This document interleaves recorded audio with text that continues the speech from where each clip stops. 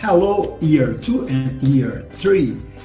I'm doing something here. Remember, we did a Play-Doh with flour we had at home. If you have like a regular Play-Doh, you can do it as well. But I know it's difficult today. You have to be at home, quarantine and things. Then it's difficult to go buy some like special Play-Doh that you can do at home. If you remember, I taught you before, I'm gonna leave on the end of this video that tutorial that I did for you guys. So if you don't have any more, if you don't know how to do, you can follow this. But today we're gonna use the dough because last time we just like learned how to do the dough. Today we're gonna make something. We're gonna make a hat because you guys are really used to make faces and portraits and things like that.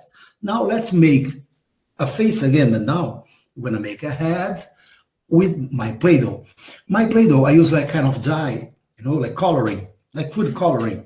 But you can use whatever you want if you have food color at home, or just like leave regular. I put like kind of brown one, just to look more like a regular clay, argila, So if you don't have like clay or Play-Doh at home, you can do it with flour. And remember, I'm gonna leave again here at the end of the video all the tutorial. But now the tutorial is about how to make a hat. Let's do it. Simple and easy way to do a hat. Okay, remember, before, if you're gonna keep doing something, if you don't want like your dough gets dry, you have a ways to put on a plastic bag. All right, do like this. Let's do it. Let's focus here.